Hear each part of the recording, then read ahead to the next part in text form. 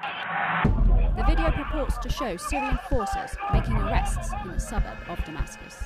Imagine suddenly vanishing off the face of the earth, spirited away by agents of the state, being held incommunicado for years, with no one knowing for sure why you were taken, who took you, or what's become of you. That's what's happened to Mohamed Bachir Arab, who disappeared on the 2nd of November 2011. He always puts the country, Syria, even before his own safety.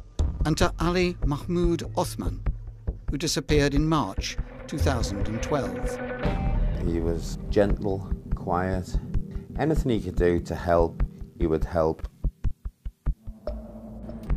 Both are believed to have been abducted by Syrian intelligence and are now incarcerated in one of the regime's notorious torture and detention centres.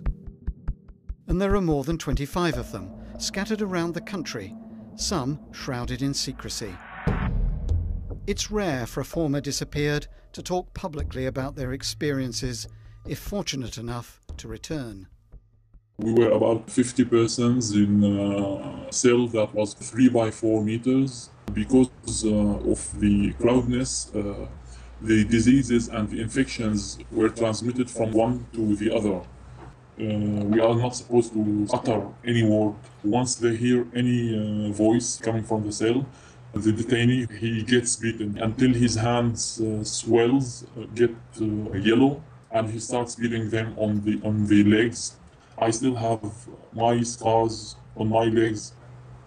For my family, it was 5 months not knowing absolutely any idea about where I was.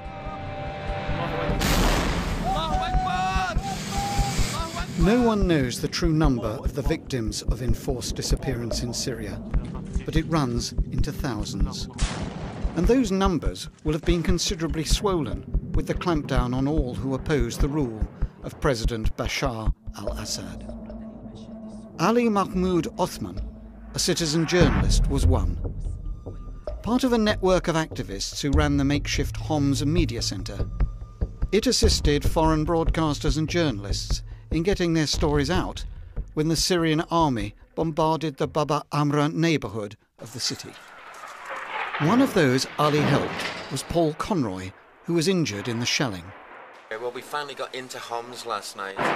It was quiet during the evening, but this morning about 7 AM the shelling started, and it's been pretty continual ever since. Whenever we go into these countries, you know, we certainly the case with Syria, we would never be able to operate to survive without these people on the ground. Ali was one of them people. He was gentle, quiet. He had, you know, no history of military. He helped get the media into the country and get the message out to the world. Ali was arrested after being lured to a meeting with government forces. We understand he was originally taken to the military intelligence branch in Al-Bab in Aleppo, before being transferred to the Palestine branch detention centre in Damascus. Regimes like this, their biggest fear is actually information, not bombs and bullets. They know what to do when faced with people with bombs and bullets. What they don't like is when they lose control of information.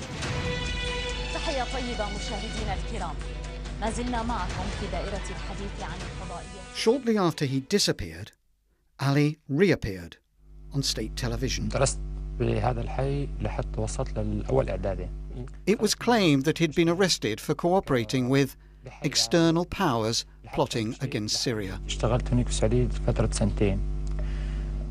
the last time he's been seen.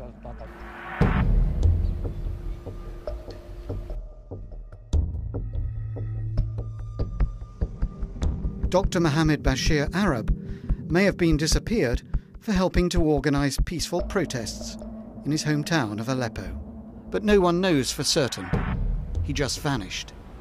There is a common say in Syrian slang, you know, there is a bread and salt between us. When we were in the school, he was really these sort of charismatic, popular guys. He was well known, like, if you need help, go and speak to Mohammed. You see, so he always sensed that, oh, those guys are suffering and I have to say something for that.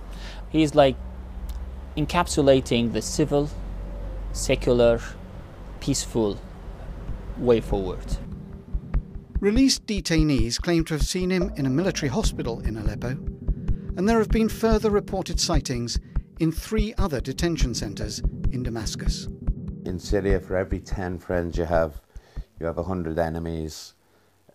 That is to say that the Syrian regime's security services were just had tentacles in every pocket of society.